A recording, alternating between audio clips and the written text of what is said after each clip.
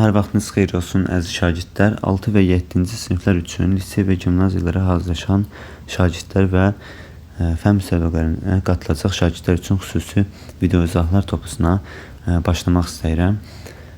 Deməli, hansı kitabdan başlayırıq? Fənər nəşriyyətinə aid olan lisey və fən müsabiqələrinə hazırlıq vəsaiti riyaziyyat kitabından çox dəyərli kitabdır. İçərisində dəyərli suallar var. Həm imtahanlara düşə biləcək, həm də sınavlara düşə biləcək. Bütün bölmələri görürsünüz burada və bütün bölmələrə aid xüsusi suallar toplusudur. Biz ilk olaraq riyazi təfəkkür məsələlərindən izahlara başlayacağım. Baxın, burada da görürsünüz. Riyazi təfəkkür məsələləri test 1-in bu video izahda izahını paylaşmağa çalışacağım. Hər birinizə uğurlar. Ümid edirəm ki, sizin üçün faydalı olar. Deməli, başlayırıq birinci sualdan. Hər bir sualı kitab almamızsa özünüz birinci fikirləşib, daha sonra belirlimdə videonu dayandırıb özünüz fikirləşib, daha sonra həllərinə baxsaz daha yararlı olar. Bu da sizin üçün xüsusi bir qeyd olmuş olsun. Birinci sual. Pilləkənin 28 pilləsi var. Dağ ərazi bir pilləkəndir. 28 pilləsi var. Nigar pilləkənləri yuxarıdan aşağıya doğru, nigar yuxarıdan aşağı doğru. Sonra nərgiz isə aşağıdan yuxarıya doğru gedir. Bizə sonra deyir ki, nigarın 17-ci saydığı nigar yuxarıdan aşağı doğru gələndir. Pilləkəni nərgiz neçəni sayır? Yəni buradan 1, 2, 3, 4, 5 sayır. 17-ci tutaq ki, bura olsun. 17-ci saydığı pilləkəni aşağıdan yuxarıya doğru qalxan nərgiz neçənci sayır? Sual budur. Əgər 17-ci addım atıbsa, 28-dən 17 çıxaq, bizim üçün qalacaq 11. 11 pilləkən qalacaq nərgiz üçün. Nərgiz 1, 2, 3, 4, 5, 6, 7, 8, 9, 10, 11. Tutaq ki, 11-ci pilləkəni bu olsa, bir dəqiqə, 11-ci pilləkəni bu olsa. Amma deyir ki, nigarın 17-ci saydığı pilləkəni. Nigarın 17-ci saydığı pilləkən buradadır. Deməli, 11 yox, bir də üstünə gəlmək lazımdır sonda. Bu, burada qalxsa, bu onun üçün 12 olacaq. Nərgiz üçün 17-ci olan pilləkən. Daha doğrusu nigar üçün 17-ci olan pilləkən nərgiz üçün artıq 12-ci olur. Elə bir ki, sonda bir üstünə gəlmək lazımdır. Yəqin ki, anladınız. Deməli, 12-ci cavab, birinci sualda cavab C. Əgər tam anlamaq istəyirsinizsə, özünüz belə deyim də 28 dənə pilləkən çəkib, daha sonra verilən şərtlərə əməl edib özünüz etsəniz daha yaxşı anlayarsınız. Bu da sizin üçün bir qeyd olsun. İkinci sual. Bir sırada Vaqif əvvəldən 13-cü. Bunu da göstərmək üçün çəkəcəm. Sırada əvvəldən 13-cü deyir. Məsələn, 1, 2, 3, 4, 5, 6, 7, 8, 9, 10, 11, 12, 13. Bu Vaqifdir. Sondan isə 17-cidir sahib. Sahib sondan 17-cidir. Hələ çəkmirəm, çünki bilmirəm. Sahib, məsələn, burada yerləşməlidir, yoxsa burada yerləşməlidir və yaxud da harada yerləşməlidir, yəni o bilmirəm. Sahib sondan 17-cidir, amma bildik ki, sondan bu tərəfdən təbii ki. Onlar arasında 4 nəfər var. Bax, bu önəmlidir. Onlar arasında 4 nəfər var, 2 cür ola bilər. Ya burada 4 nəfər olmalıdır, məsələn, sonra sahib yerləşməlidir. Ya da ki, sahib bu tərəfdə yerləşməlidir. Onlar arasında 4 nəfər olacaq. Yəni, 2 cür variant var. Ən az neçə nəfər ola bilər deyir bu sırada. Bu sırada ən az neçə nəfər ola bilər deyirsə, biz burada 4 nəfər götürsək, daha sonra sahibin arxasına da bir 17 nəfər qoysaq, çox adam olacaq. Ona görə sahibi gətirib, bu arada 4 nəfər yerləşməlidir. 1, 2, 3, 4 nəfər tapdım. Sahib burada olmalıdır. Sondan və sahib sondan neçəncidir?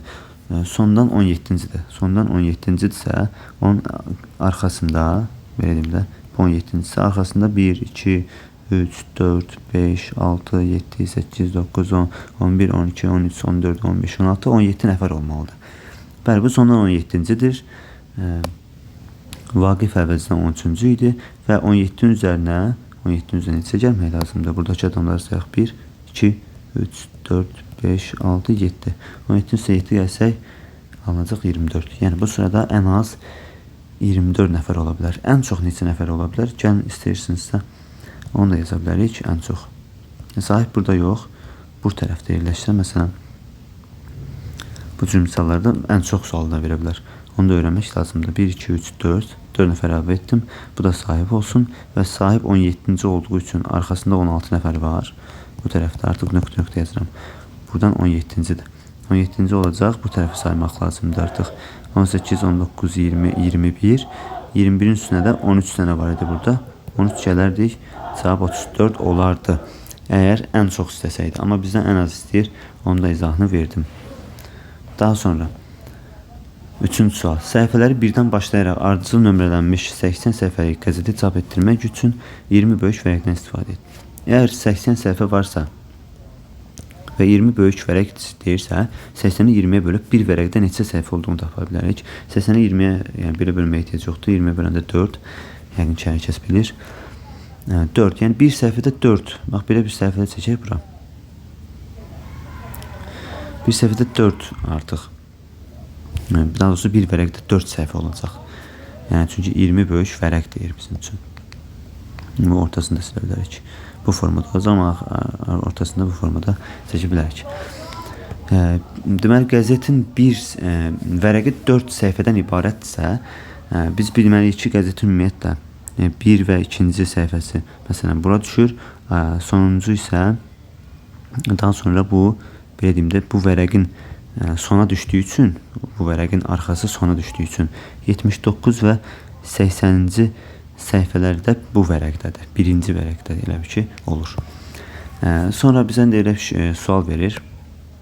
Belə bir qəzetin 11-ci səhifəsinin olduğu vərəqin üzərində digər nömrələrin cəmini tap. İndi bu kitabın bilimdə qəzetin səhifələrini artıraq. Tutaq ki, biraz artırdıq. Buradan da bir dənə artırdıq. İkinci tərəfə keçdikdə. Sonra 3-4 olacaq. 3-4-dən sonra artıq 79, 80 və 77, 78 olacaq. Daha sonra başdan yenə artırırıq. Olacaq 5-6-cı səhifə. Bu tərəfdən artırsaq, olacaq. Geri gedirik. Burada da irəli gedirik. 75, 76. Daha sonra yenə gedək bu formada. Olacaq 7, 8. Sonra burada da 74, 74 yox. 73, 74. Yəni belə yaza bilərik. Və yaxud da mavi ilə yazım. Qarışmaz. 73, 74. 73, 74. Biraz da artıraq. Çünki 11-ci səhifəsinə getməliyik. Hələ ki, burada 9, 10 artıq yaxınlaşırıq. Çox yaxınlaşırıq. 9, 10-dan sonra burada olacaq hansı səhifələr?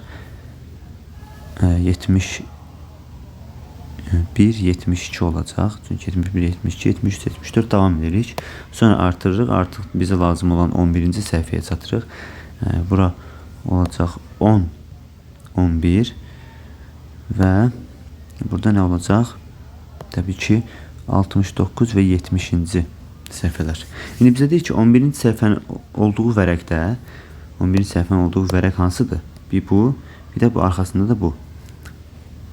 Digər səhifə nömrələrinin cəmini tap. Yəni 11-ci saymırıq. 11 digər səhifə nömrələrini sayın. 10, 70, bir də 69. Bunlar sayın deyir. Bunların cəmi istəyir. Cəmi istəsək 9. Düz yazsıq. Burada nəsə problem olmadı ki. Bəli, burada nəsə gözümüzdən qaçıb. Burada 10 yazmışıq. Artıq 11, 12 yazmalıyıq. Burada problem oldu. Üzr istəyirsiniz. Baxın 11, 12. Ona görə artıq 11-ci səhifənin artıq olduğu vərəqin üzərində 12 var. 10 yox, 12. Toplama zamanı nə etməliyik? 9 + 2 = 11, 1 yadda. 7 + 6 13, 14, 1 yadda da 15. Yəni ki, cavab B variantı. Ümid edirəm anladınız. Burada niyə görə? Təbii ki, şəkli tam çəkə bilmərəm, kitabı tam anlada bilmərəm, amma şəkil formasında sizə açıq aydın vərəqləri və səhifələri göstərmək üçün bu şəkli çəkdim və üzərində qeyd etdim ki, daha yaxşı sizə aydın olsun. Bu suala oxşar 4-cü sual var. Gəlin ona baxaq. 4-cü sualda nə deyir? Deyir ki, səhifələri birdən başlayır. Ardıcıl nömrələnmiş qəzetin bir səhifənin üzərində görünən səhifə nömrələrinin cəmi 61 olarsa, 17-ci səhifənin olduğu nömrə hansı nömrə olmalıdır? İndi fikir verək. Burada artıq normal qəzet səhifəsidir. Yəni burada bir vərəqdə birimdə 4 səhifə yoxdur. Bir vərəqdə elə 2 səhifə var.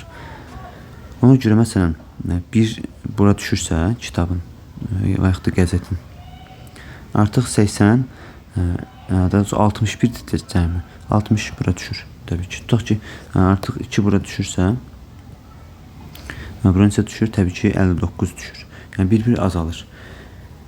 Ona görə nə etməliyik? Və cəmi bir məsələn 60 ilə eyni belə deyim vərəqə düşəcək 2 59 ilə 3 58 ilə həmişə cəm neçə olur deyir. Orada bizə şərtdə deyir ki, həmişə cəm 61 olur. Həqiqətən də 61 olur baxın. Və 61.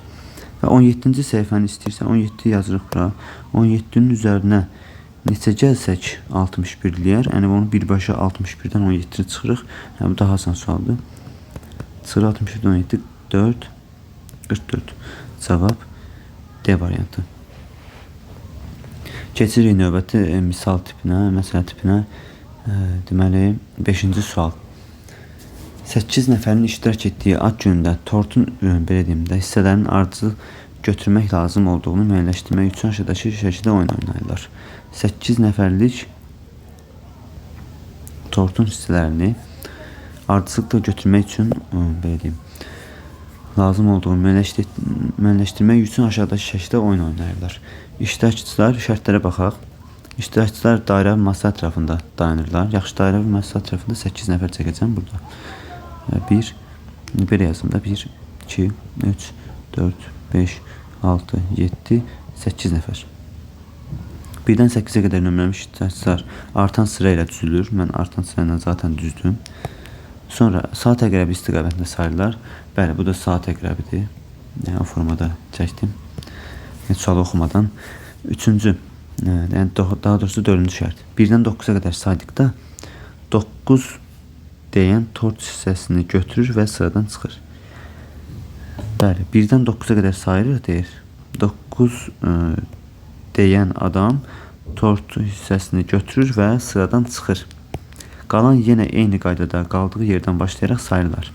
Sayın 1-dən başlayırsa sonuncu tortu neçə nömrəli iştirakçı yeyər? Yəni götür. Yaxşı, baxaq. Bunu etmək üçün yenə də başlayaq. 1-dən 9-a qədər saysaq təbii ki 1 2 3 4 5 6 7 8 9 bu olacaq. Bu tortu yeyəcək, götürəcək, hissəsini götürəcək və sıradan çıxacaq. Artıq biri sıradan çıxartdıq. Sonra yenə 9 saymalıyıq.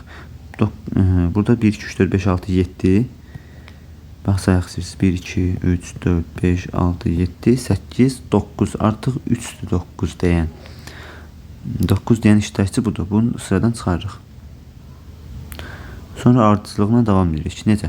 Yenə 1 2 3 4 5 6 7 8 9 9 deyən artıq 5'dir.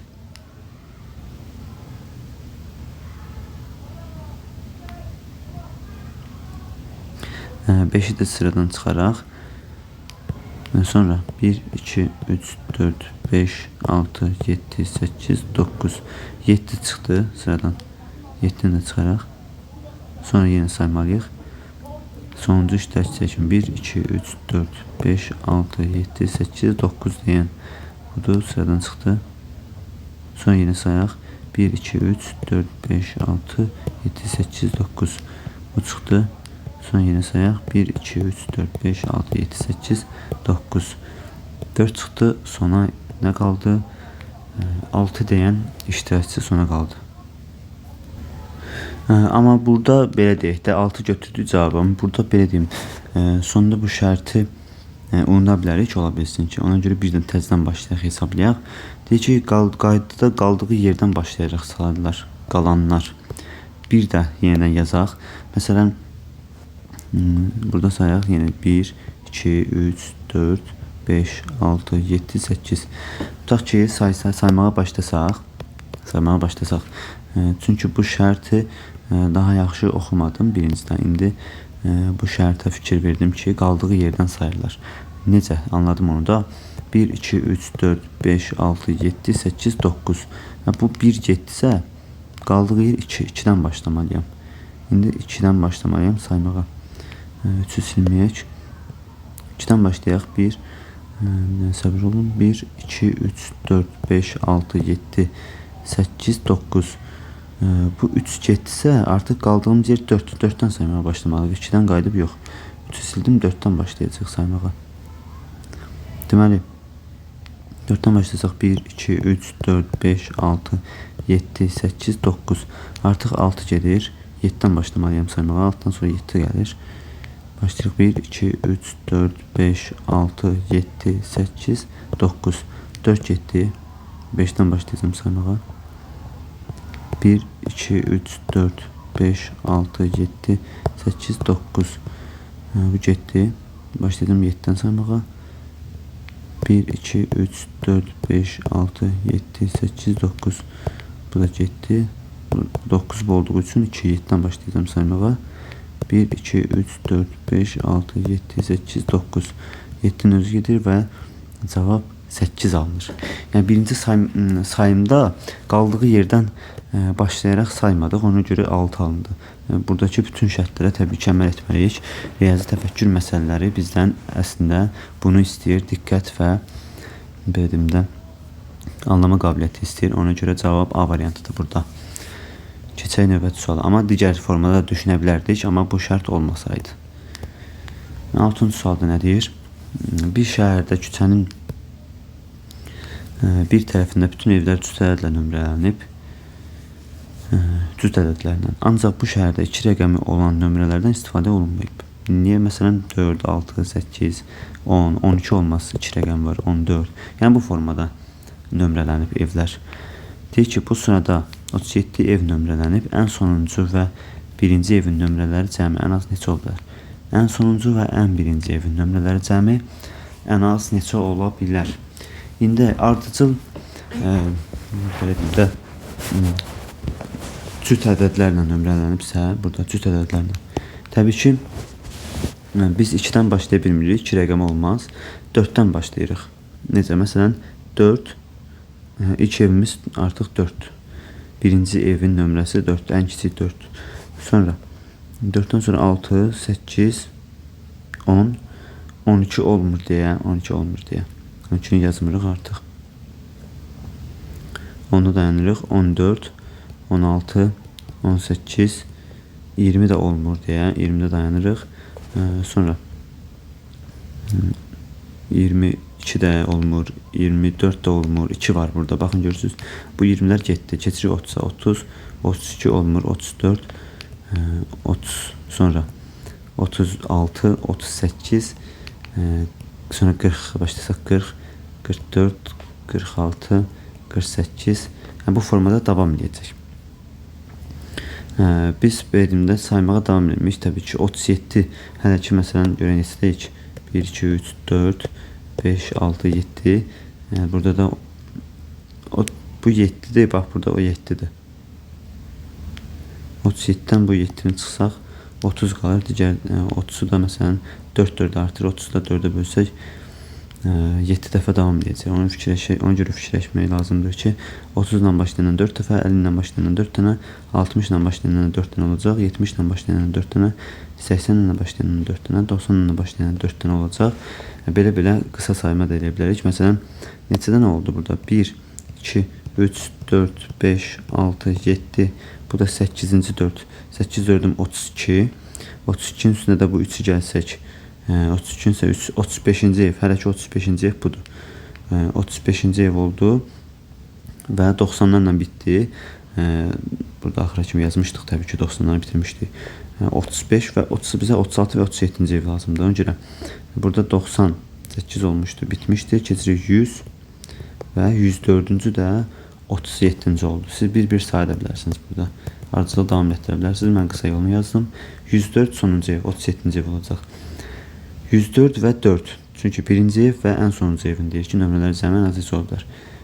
Cavab olacaq D variantı. Deməli, növbəti sual. Burada bunu silək. Məktəbdə hər ayın 4-cü cümə günü imtahan keçirilir.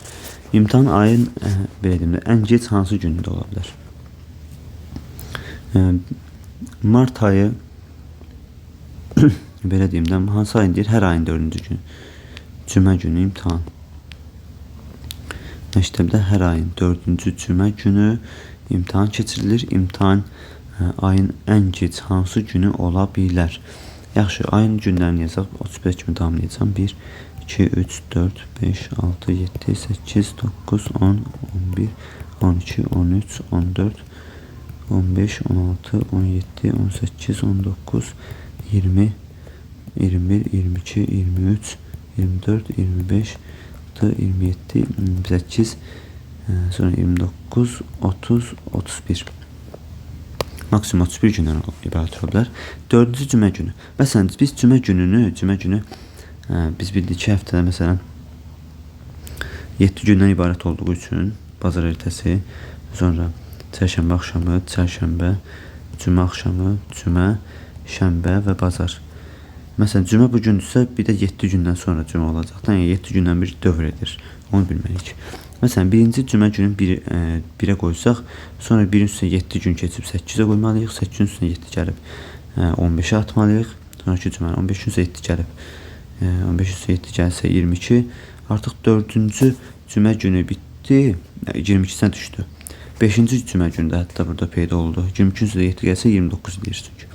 Amma bizə deyir ki, hər ayın 4-cü cümə günü imtahan keçirir və ayın ən gec hansı gündə ola bilər? 29 burada düşünür ama olmaz. Mesela burada düşünə bilərik ki, 31'e düşsün ən gec. Amma 31'e düşə bilməz. Çünki niyə görə? Məsələn 3 olsa, 3-ün üstünə 7 gəlsək 10, 10-un üstünə 7 gəlsək 17, 17-in üstünə 7 gəlsək 24, 24-ün üstünə 7 gəlsək 31 olur. Amma 5-ci cümə günündə axı bu. Bizə 4-cü cümə günü ən çox hara düşər onu soruşur. Ona görə nə etməliyik? 4-cü cümə günü ən çox etmək üçün elə həftənin ən son bu 7-ci gününü biz ilk cümə günü götürürük. Yəni ayın 7-sini, ayın bilməm də indi hansı aydı, fərqi yoxdur. Ayın 7-sini biz ilk cümə günü götürsək, ən gecə gedib çıxacaq. Ən gecə hara çıxacaq? 7-ün üstə 7 gəlsək 14, 14-ün üstə 7 gəlsək 21, 21-ün üstə 7 gəlsək 28. Bu 28-dən o tərəfə 4-cü cümə günü gedə bilməz. 5-ci cümə günü 29 ola bilər, 30 ola bilər, 31 ola bilər. Bu heç. Amma 4-cü cümə günü ən son 28-ə düşə bilir. Cavab D variantı. Keçək növbəti suala.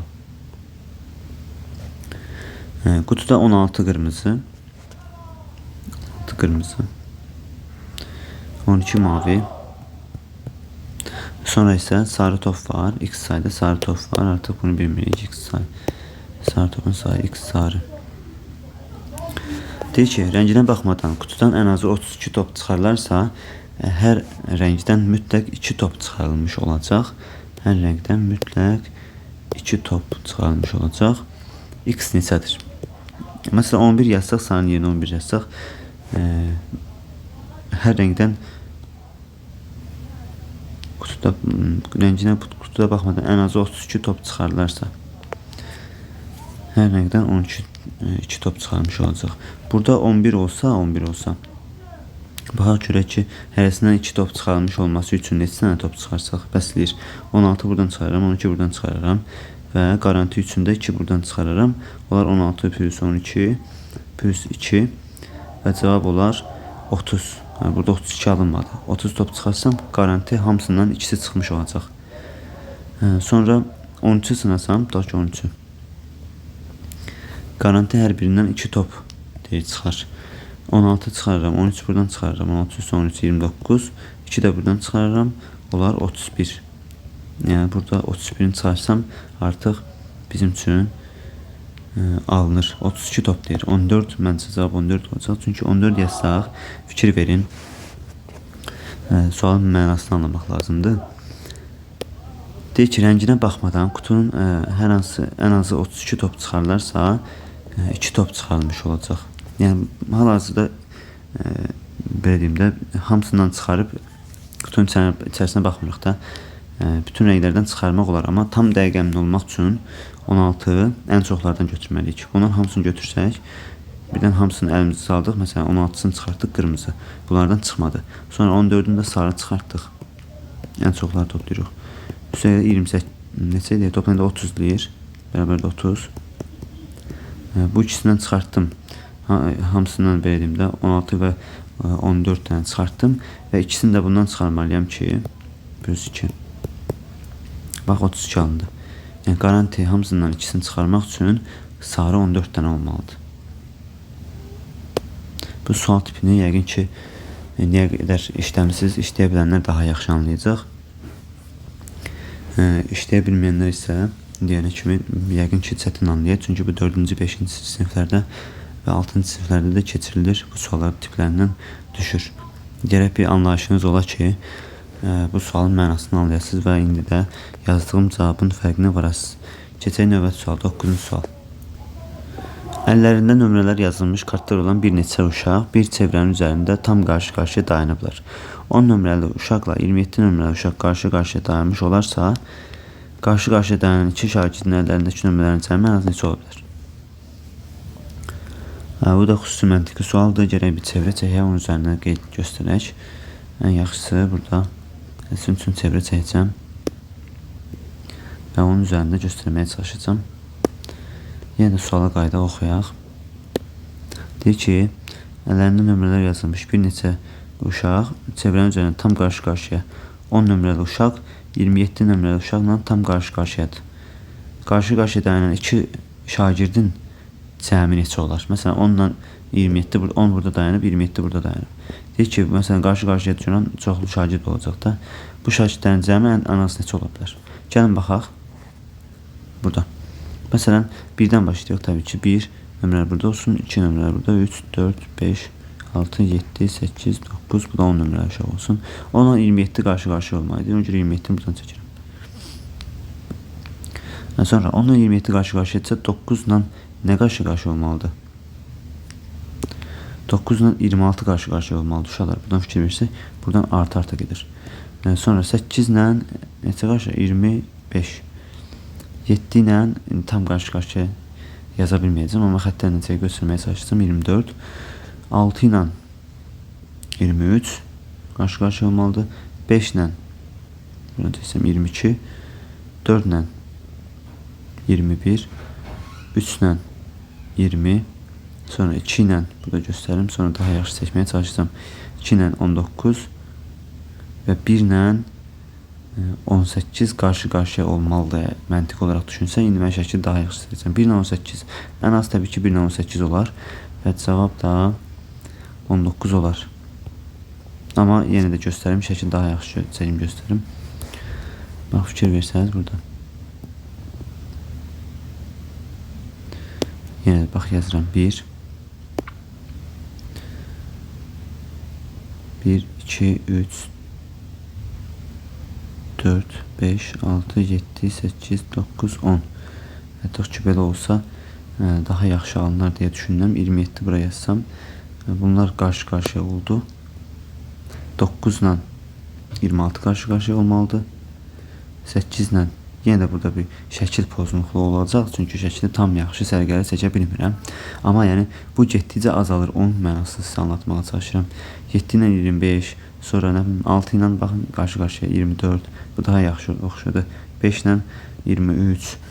Yəni bu formada davam edirik və sonunda bu 1 ilə neçə oldu? 18 qarşı-qarşıya oldu. 1 ilə 18 qarşı-qarşıya olacaq və bizə də ən az təbii ki cəm istəyir. O da 19. İndi növbəti sual. 50 həddi olan ardıcılığın ilk həddi 15, son həddi 48-dir. Ardıcılığın 3 həddinin cəmi 80-dir. Bu ardıcılığın 26-cı həddi neçə olar? Bu sualda yazmaq üçün bizə böyük yer lazımdır. Buradan çəkim. Daha sonra davam edək. Yenə də sualımıza başlayaq. Baxaq. 50 həddi olan ardıcılığın ilk həddi 15-dir. 50 həddi varsa və son həddini də göstərib bizə. Son həddi də 48-dir. Və ilk ardıcıl 3 həddinin cəmi də 80-dir. Göstərək. Məsələn, ilk həddi 15. Digər həddəni bilmirəm. A, B yazacağım. Sonra yenə təbii ki, bu 3 dənənin cəmi 80 olması üçün 15 A nömrənin cəmi. Məsələn, 15 üstəlik A üstəlik B bölü 80 olduğuna görə məcbur burada yenə də 15 yazmaq məcburiyyətindəyim. Çünki 15 yazmalıyam ki, burada da ardıcıl 3 dənə AB 15 alınsın. Və cəmi 80 olsun. Ona görə həmişə 3 dənədən bir 15 olmalıdır. Misal məntiqi buradadır. AB 15, sonra vergül qoyum ki, seçilsin 15 AB, yenə də vergül 15 AB, vergül 15 AB, vergül 15 AB. Bu formada davam edirik. 50 hədd olmalıdır. 3, 1, 2, 3, 4, 5. Sonra yenə 15 AB, yenə 15 AB. Davam edirik. 50 həddini yazmalıyam 15. AB-ləri bilmirik, isə biz tapmalıyıq.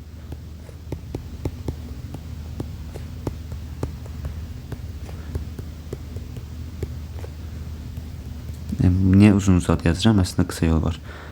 Anlamağınız üçün. O görə neçə dənə oldu? 1, 2, 3, 4, 5, 6, 7, 8, 9, 10, 11, 12, 13, 14, 15, 15, 15 3'ə vursaq 45. Hələ ki, bir dənə seçməliyik. 15 AB. Artıq 48 oldu. Bir də 15 A.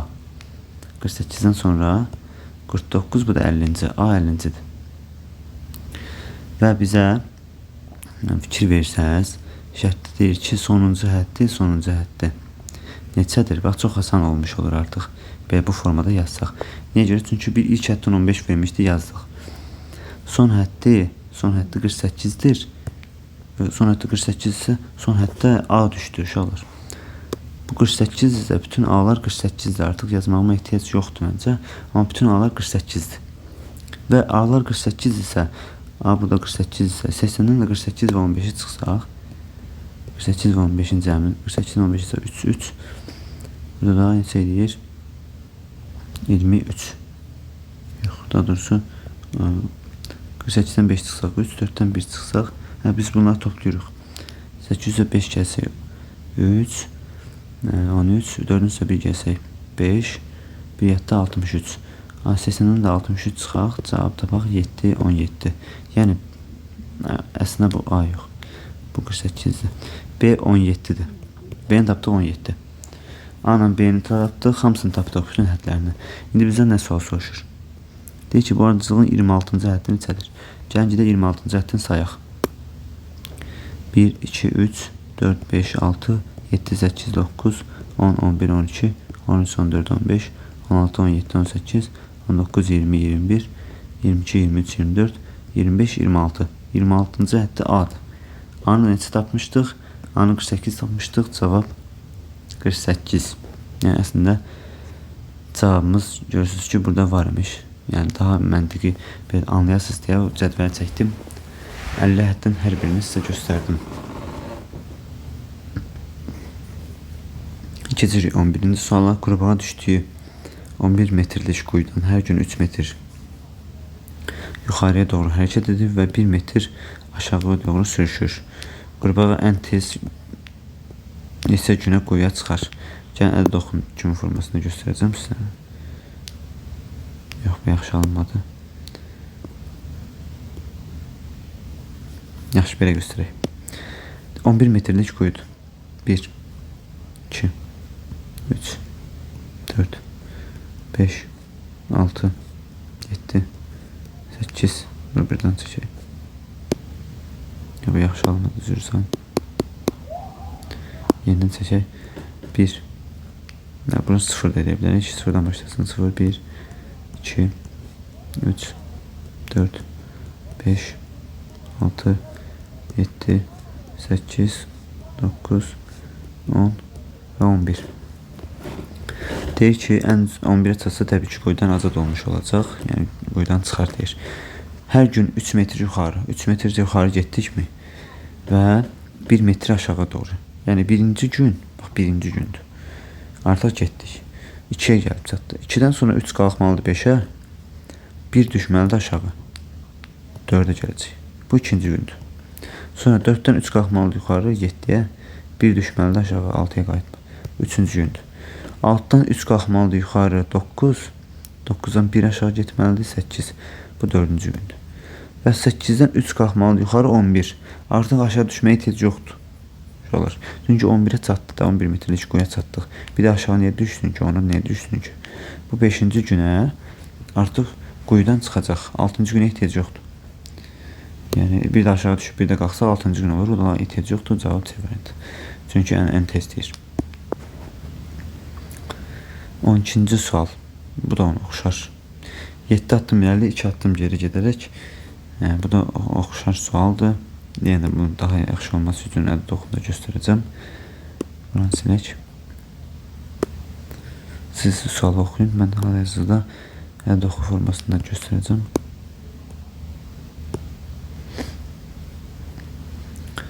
Deyir ki, robot 27 addım irəliləyərək gedərək 20 addım irəliyə gedərək 2 dəfə neçə addım getdikdən sonra çatar. Yəni bura 27 çatmalıdır artıq. Biz məcburuq ki 27-yə qədər yəni çəkək 0 1 2 3 4 5 6 7. Əslində məcbur deyilik bunu çəkməyə. Yenə də mən sizin daha yaxşı anlamağınız üçün bunları çəkirəm.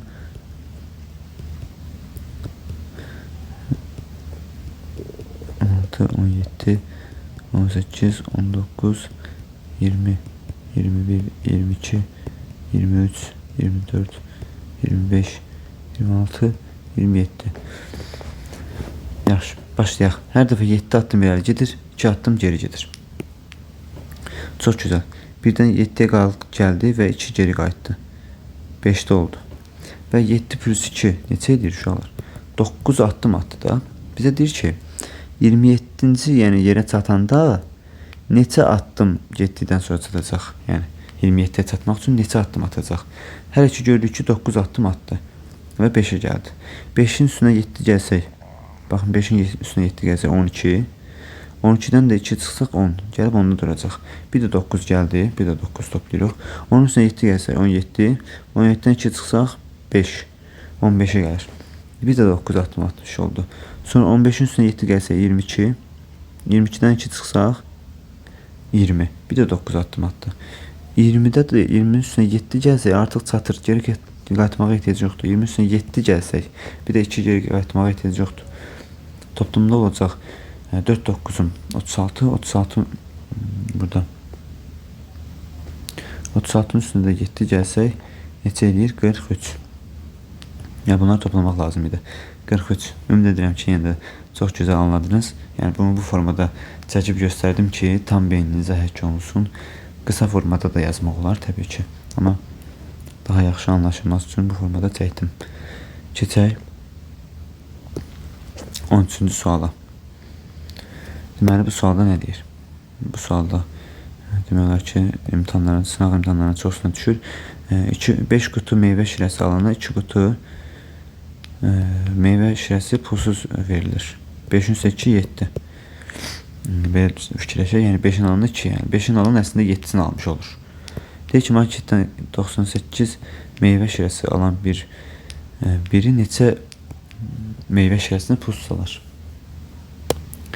Biz onsuz bildik ki 5'in alanı ikisi də hədiyyə olur 7. Ona görə 98'i 7'yə bölürük ki, görən hissə və bahacə təkrarlanıb.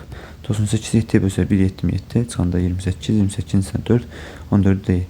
4'ü 7'yə vursak 28. Yəni 14 dəfə bu hadisə təkrar olunub. 5 sənəsin 2. Deyir ki, pulsuzun sayını istəyir. Neçəsi pulsuz əmələ gəlib. Yəni 5'in 14'ə vurub 70'i pulluya gəlib. 2'ni 14'ə vurub 28 də 2'ni 14'ə vurub 28, toplamda 98. Yəni neçəsi pulsuzsa gəlib. Bizə pulsuz lazımdır. Ona görə 2'yə vurmaq kifayətli, cavab 28. Ümid edirəm ki, anladınız. Növbəti 14-cü sual. Yenidən baxa bilərsiniz. Mən buranı siləm. 60 suallıq imtahanda 4 səhv bir doğrunu silir. Bu imtahanda ikinci olan, ikinci kimdirsə məsələn Asif olsun. İkinci olan 56 net deyir. Yəni səhvlər doğrulardan çıxdıqdan sonra qalan suallar, yəni 56 bal demək istəyir niyet. O demək ki, səhv suallar doğrunu aparsın və sonunda 56 bal almış olsun Asif. Deyir ki, birinci neçə fərqli nəticə əldə edə bilər? Birinci olan. Yəni birinci olan 56-dan daha çox bal toplamalıdır təbii ki. 4 səhv bir doğrunu aparır nə deməkdir? 60 suallıq imtahanda. Yəni 4 səhv bir doğrunu aparırsa, bir səhv də 0,25 doğrunu aparır əslində. Belə başa düşməlisiniz. 1-i 4-ə böləndə 0,25 doğru deməkdir. İndi burada birinci olan necə edə bilər? Neçə fərqli nəticə əldə edə bilər? Birinci olan 60 sualın 60'ını da doğru yazar, birinci olar.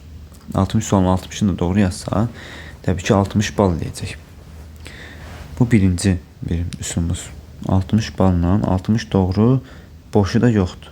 Onun səhvi də yoxdur. Daha doğrusu səhvi də yoxdur, boşu da yoxdur. Və 59 düz yazıb, ikinci variantı. 59 düz yazsın, bir səhv olsun.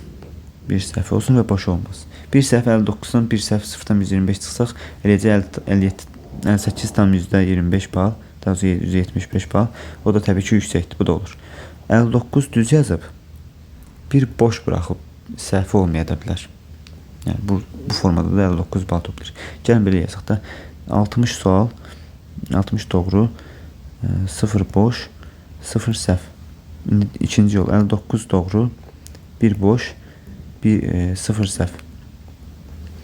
Sonra 59 doğru, 0 boş, 1 səhv. Yəni bu şəkildə də qalib ola bilər.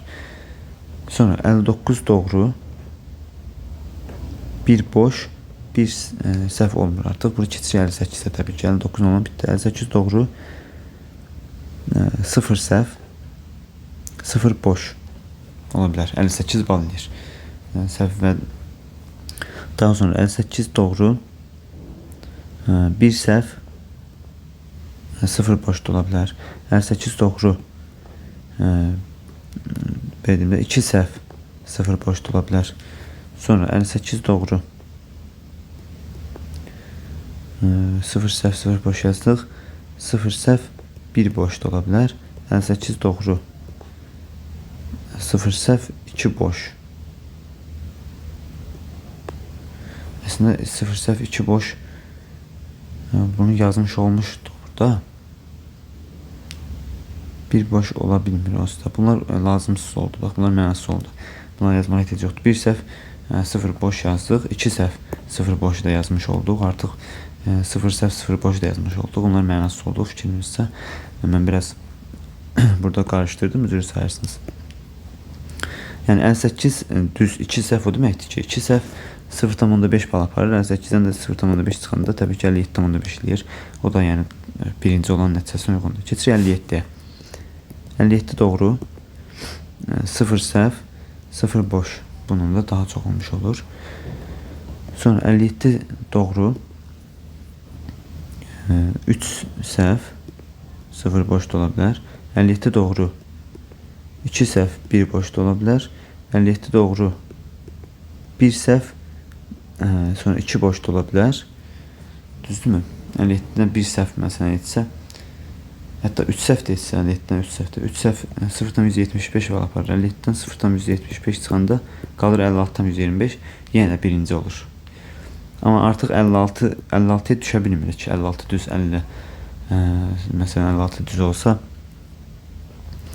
0 səhv, 0 boş da olsa 56 bal eləyir. Artıq birinci olmalıdır. 56'dan böyük olmalıdır. Görək neçə fərqli üsulla birinci olan neçə qazana bilər. 1, 2, 3, 4, 5, 6, 7, 8, 9, 10. 10 fərqli üsulla birinci oldu. Keçək növbəti sual, 15-ci sual. Bunu buradan silək.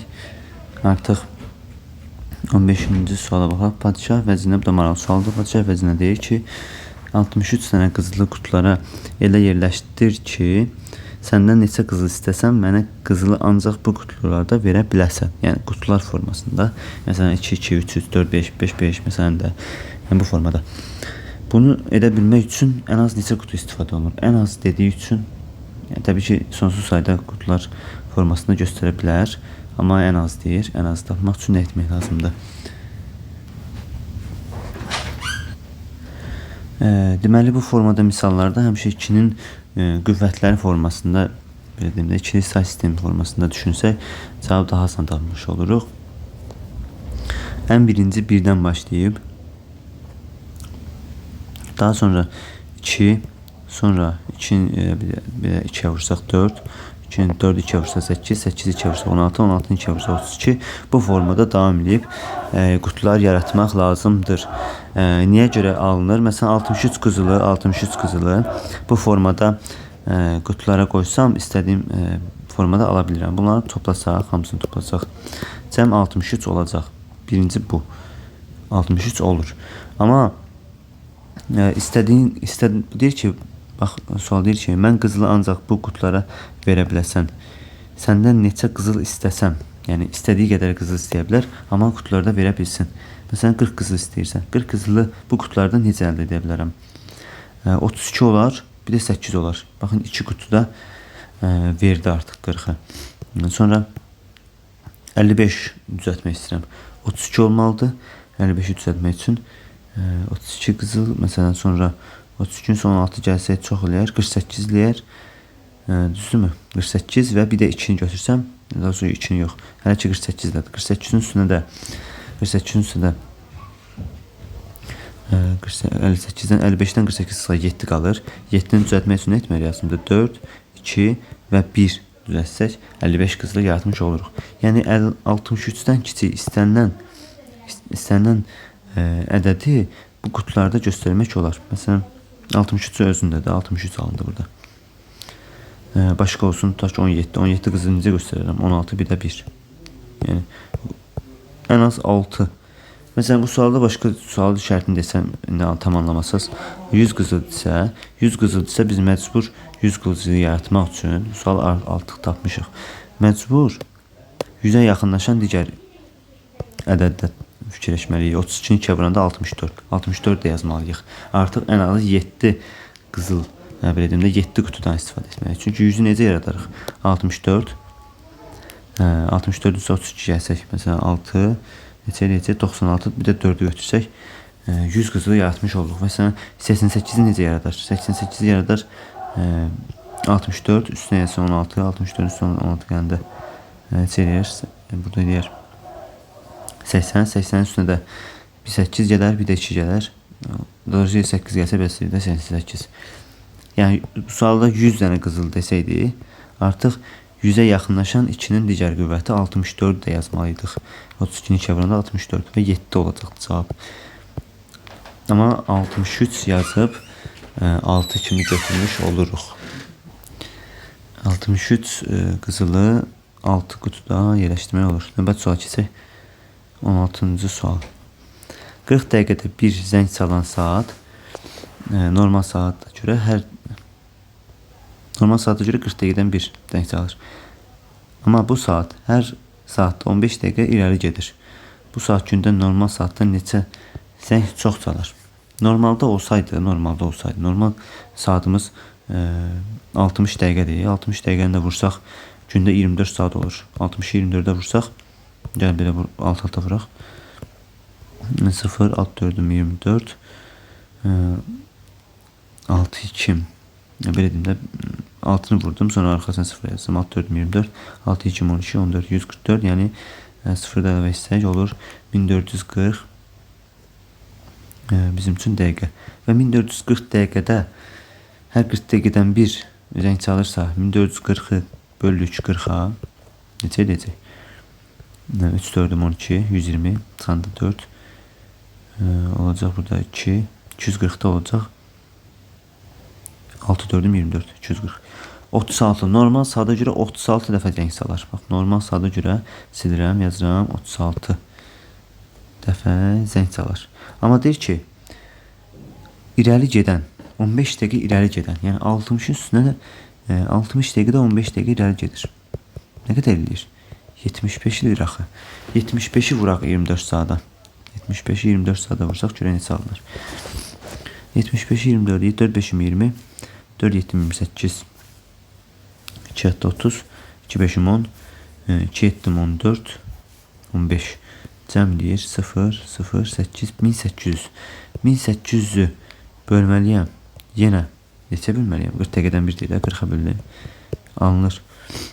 1840'a bölsək 4 dəfə eləyir 160. Çıxanda 0, 2, 200. 200'ün üstündə 5 dəfə 5, 40'ın 200 alınır 45. Artıq burada 45 alınır. Bu normal yox. Belə deyim də digər anormal saat olsun yaxşı. Adı 45 dəfə zəng çalar. Hər belə deyim də irəli gedəndə 15 dəqiqə irəli gedirsə. Deyir ki, neçə zəng çox çalar. Təbii ki 45-dən çıxırıq 36. O da cavab 9 alınır. Həm normal, həm də digər formanı hesabladım və çıxdım sonda. 17-ci sual. Hər hansı bir ildə mart ayında cümə günü gecə və gündüz bərabər olur. Mart ayı üçün hər hansı bir il deyir.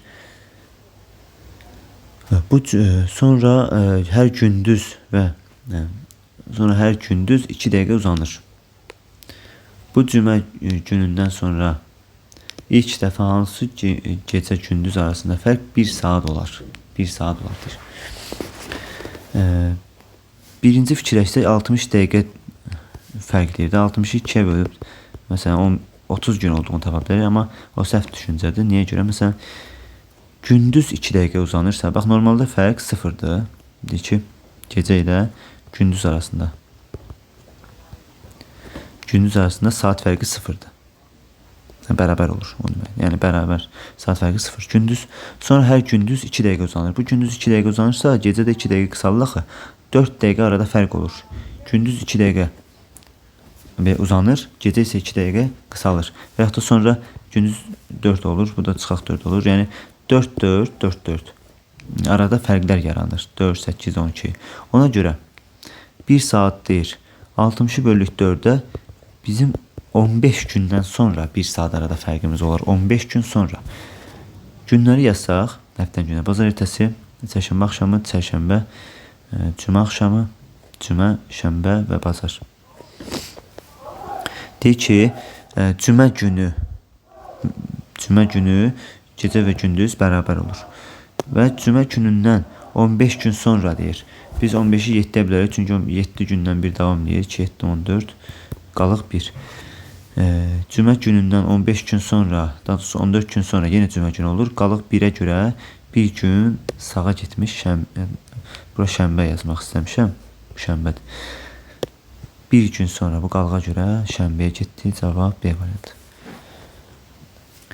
Keçək növbəti suala. Deməli 18. Yol kənarında yan-yana 9 ev var. Hər evdə ən azı 1 nəfər yaşayır. Yan-yana olan 2 evdə ən çox 6 nəfər yaşayır. Bu evlərdə ən çox neçə adam yaşaya bilər? Bu da maraqlı sualdır. 9 ev deyirsə, mən 9 ev çəkəcəm burada. Çəkmə çalışacağım. 1, 2, 3, 4, 5, 6, 7, 8 və 9. Yan-yana hər evdə ən az bir nəfər yaşamalıdır o üç. Yan-yana 2 evdə ən çox 6 nəfər yaşayır. Yan-yana 2 evdə ən çox 6 nəfər. Məsələn 4, 2, məsələn və yaxud da 5, 1 bu formada. 5, 1 olanda artıq olmur da, görə 7 olur. Ona görə də 4, 2 formasını davam eləməlidir. Və yaxud da 5, 1, 5, 1 bu formada davam eləməlidir. Və yaxud da belə də davam eləyə bilər. 3, 3, 3, 3 bu formada davam eləyə bilər. Yan-yana olan 2 evdə ən çox 6 nəfər istəyir və bu evlərdə ən çox neçə adam yaşaya bilər? Ən çox neçə adam yaşaya bilər? Biz fikirləşməliyik. 5 ilə 1-in cəmi 6 edir, 4 ilə 2-nin cəmi 6 edir, bir də 3 ilə 3-ün cəmi 6 edir. Təbii ki, bunlardan ən çox etmək istəyiriksə, biz 5 ilə 1-i qabağa salmalıyıq. Niyə görə? Çünki 5, 1, 5, 1, 5, 1, 5, 1 və sonuna da 5 düşür deyə cəm daha çox olur. Toplasaq 6, 6, 6, 6, 4, 24, 24-ün üstünə 5 kəsə 29 alınır. Digər variantlarda 4 ilə 2-ni qoysaq niyə görə az olar? Və yaxud da 3 ilə 3 qoysaq niyə görə az olar? İndi izahlayacağım. Çünki bu sonuncuna həmişə onsuz da burada 24 alınacaq. 4, 2, 4, 2 də yazsam burada 24 alınacaq. 4, 2, 4, 2, 4, 2, 4, 2 alınır. 6, 4, 24. Sonra da 4 qaldı axı. Çünki bu ikisi də 6 olmalıdır. 24-ün üstünə 6 gələndə burada 28 alınır. Baxın, cəm daha kiçik oldu. Ən çox neçə adam? 3, 3, 3 də yazsam, əslində şərtimizi ödəyir. 3, 3, 3 yazsam, 3, 3, 3. Yəni, duran 2 evdə cəm 6 olur. hamısında. Amma cəmi neçə edir? 927 edir. Baxın, ən çox 29-u biz zaten tapmışıq. Hətta belə yazsaq, 5-1, 1-5 yazsaq daha kiçik alınır. Baxın, 1-5, 1-5 yazsaq. 1-5, 1-5 yazsam, 6-4-üm 24, 24-dən 1, 25 alınır. Burada daha kiçik alınır.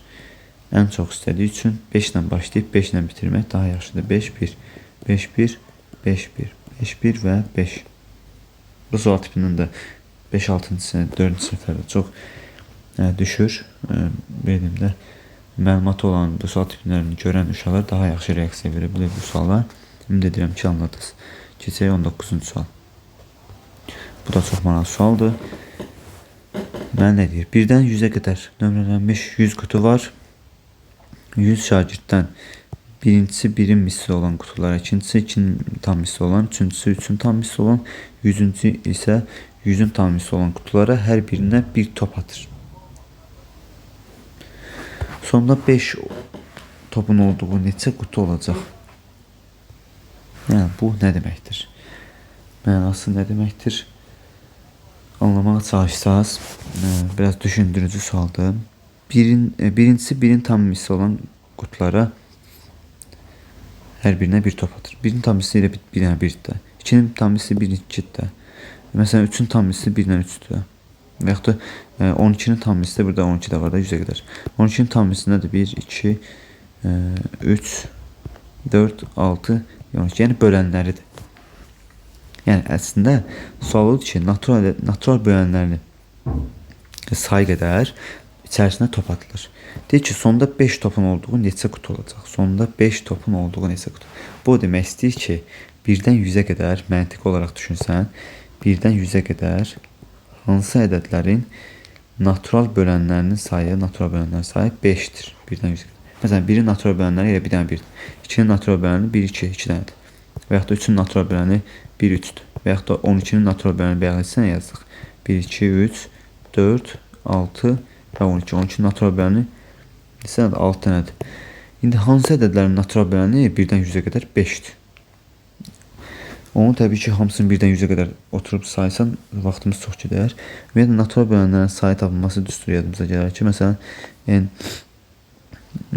plus 1 formasında tapılır. Yəni, məsələn, burada a bərabərdir, ta ki a bərabərdir a kvadratı olsaydı, kvadrat olsaydı, 2-ün üstünə 1 gəlib, natural bölən sayını 3 tapırdıq. Və yaxud da a üstü 3 olsaydı, 3-ün üstünə 1 gəlib, 4 tapırdıq natural bölən sayı. Burada nəyə fikirləşmiyorlar? Burada yalnız a üstü 4 olsa, a üstü 4 olsa, a bərabərdə olmasında və yaxud da b bərabərdə olsa. A üstü 4 olanda natural bölənlərinin sayı 5 olur. Çünki 4-ün üstünə 1 gələndə 4 sayəsinin 1, a üstü 4 olanda 5 olur natural bölənlərin sayı. Yəni, hansı ədədin üstü 4 ola bilər? 1-in üstü 4, 1 bu heç biri təbii ki olmaz. Amma məsələn 2-in üstü 4, 2-in üstü 4 neçə edir? 2-in üstü 4, 16 edir. 16-nın 5 dənə böləni var. Gəlin baxaq istəyirsə. 1, 16, 2, 8, bir də 4-ə bölünür. Bax, 5 dənə böləni var 16-nın. 1, 16-dır ədədimiz. Bir də neçənin üstü? 3-ün üstü 4-də baxaq. 3 üstü 4 neçə edir? 3 üstü 4, 3-9, 9 27, 27 3 oranında 81. Baxın, 81-in də 5 dənə böləni var. Məsələn, 1, 81, 2-ə bölünmür, 3-ə bölünsək 27, bir də 9-a bölünür. 81-də 5 dənə böləni var, bir də 81. Sonunda 5 topun olduğu qutu olacaq. Yəni, neçə dənə böləni var? Hansı ədədlərin 1-dən 100-ə qədər 5 böləni var, onu istəyir. Məsələn, artıq burada 4 yazsam, 4 üstü 4 çox uzun gedir. Nə bilim, 5 üstü yazsam, 5 üstü 4 çox gedir, yəni 100-ü keçir. 100-ü keçməyən yalnız 16 və 81-dir. 16 və 81-in yalnız 5 böləni var. Ona görə neçə oldu? Cavab 2 oldu. Başqa bütün ədədlərin başqa böləni var. Yəni 5-dən artıq və ya 5-dən az böləni var. Bölənlərin sayını tapılma düsturunu bilən şagird daha yaxşı anlamış olacaq burada. Keçirik 20-ci suala. Məsələn, son sualımız. Suallar biraz, yəni ilkin formada baxsaq biraz çətindir, başa düşürəm sizi, amma öyrənmək lazımdır. Yavaş-yavaş belə deyim də, sınaqdan sınağa, testdən testə daha yaxşı anlamış olacaqsınız. 23 suala baxaq. Aşağıdakı kubun üzərində ardıcıl 6 natural ədəd yazılıb. 17, 19, 20-ni görürük. Burada 18 olacaq yəqin ki ortada. Bu ədədlərin 3 aşağıdakı kimi verilib. Kubun neçə üzü var? 6 üzü var. Kubun üzərindəki ədədlərin cəmi neçə fərqli qiymət ala bilər? Şöyle biz bunları yazsaq, məsələn 17, buranı boş qoyuram. 18 yoxdur, 19, 20. Bunları yan yana yazırım. Biz bura 18 yazıb, onsa tamamlamalıyıq da bura 18. Axırında məsələn 2 dənə ədəd yazsaq, 21 və 22. Yazmaq olar da ardıcıl 6 natural ədəddir. Amma belə yox, belə yox. 17, 19, 20 də yazıb, 18 olsa ortada olmalıdır, ardıcıl natural ədəd olmaq üçün. Əvvələ 2 ədəd yazaq. 15, 16. Belə də yaza bilərik də. Nə fərq var? Yenə ardıcıl 6 ədəd. Bu ikinci yoldur. Bu birinci yol, bu ikinci yol. 15, 16, 17, 18, 19, 20 ardıcıl 6 natural ədəd. Bir də bir dənə üsul var. 17, 18, 19 yazaq. Olsa bunlar məcburdur. 18 yazaq. Bir də birinin əvvəlindən yazaq 16. Birinin də sonundan yazaq 21. Bu da bizim üçün üçüncü yoldur. Bundan başqa da yol yoxdur. Yəni biraz fikirləşsək, yəni olmaz. 3 dənə fərqli qiymət ala bilər. Bir də cəmlərini hesablamadım mən. Cəmlərini hesablamağa ehtiyac görmədim. Toplasaz. Əslində toplayıb cavablara da baxa bilərik. Gəlin yaxşı toplayaq. Bəlkə toplamada problem ola bilər. Cəmlərdə fərqli qiymət ala bilər. Onu tam dəqiqləşdirək sonra. Məsələn 17, 18, 19, 20, 21, 22-ni necə toplayarıq? Daha asan olsun deyə. Necə? Bax 18 ilə 22-ni toplasaq 40, 19 ilə 21 toplasaq yenə 40, 80 oldu. 80-in üstündə 20 gəlsək 100, 100-ün üstündə də 17 gəlsək 117 birincinin cavabı. Sonra keçdik ikinciyə. İkincidə daha asan toplamaq üçün nə edə bilərik? 17 ilə 18-i toplasaq 35, 35 ilə 15 toplayaq alınır 50, 50 ilə də sonra 20 toplasaq alınacaq 70, 70-in son 19 gəlsək alınacaq 70-in son 19 gəlsək 89, 89-un üstünə də 16 gəlsək alınacaq 5, nəsə də fərqli cavab alınacaq 9, 105. Onu silək, 105 yazaq bura. Ümid edirəm ki toplamada səhvə birbaşa topladım. Ümid edirəm ki səhvə yol verməmişəm. Sonra bunları toplayaq. 21 ilə 19 toplasaq 40. Bu da 60. Bu ikisini toplasaq 35, 95, 95 üstündə də 16 gəlsək. Burada da fərqli alınacaq da 10, 120, 111. Nəsə 111. Fərqli cəmlər alınacaq. 3 dənə fərqli qiymət ala bilər. Toplamada səhvə yol verə bilərəm. Siz özünüz də toplayıb 3 fərqli cəm ala bilərsiniz. 20 elə bir ki ilk test bitdi. 20 sual. Yenə deyirəm 6 və 7-ci siniflər üçün uyğun olan kitabdır. Sual tipləri, çətin sual tipləri də var. Asan sual tipləri var. İlk sınavın test 1-i dediyimdə nisbətən çətin suallar, riyazi təfəkkür məsələləri çətin suallardır. Bu suallardan imtahandan sınavlara düşür. Qəbul imtahanlarına düşür. Hazırlaşmaq istəyirsinizsə təbii ki riyazi təfəkkür məsələləri bu kitabı alıb lisey və gimnaziyalara hazırlaşan şagirdlər üçün də və müsabiqələrə hazırlaşan şagirdlər üçün də uyğun vəsaitdir. Riyazi təfəkkür məsələləri məsələn ilk testini bitirdik. Daha sonra məsələn riyazi təfəkkür məsələləri, natural ədədlər, tək və cüt ədədlər bütün burada axıra kimi hər birini alıb kitabında işləyə bilərsiniz və özünüz də yoxlayıb və izahlarına da baxa bilərsiniz. Ətraflı məlumat üçün də lisey və gimnaziyalara 5, 6, 5, 6, 7 belə 4-cü siniflər üçün də uyğun artıq indidən bazı toplayan şagirdlər üçün də hazırlaşmaq istəyənlər üçün də nömrə ilə əlaqə saxlaya bilərsiniz. 055 625 36 16 ətraflı məlumat üçün yazıb istədiyiniz sualları verə bilərsiniz. Müxtəlif kitablar belə deyim də təkcə bu kitabdan yekunlaşmır. hansı vəsaitlərdən istifadə olunub, hamısı haqqında məlumat verə bilərəm. Bu videoda ümid edirəm ki, nələrsə öyrəndiniz, hər hansı bir qaydalar, hər hansı bir düsturlar inkişaf elədiniz. İnşallah hər biriniz üçün uğurlu olar. Növbəti video izahlarda görüşənədək. Sağ olun.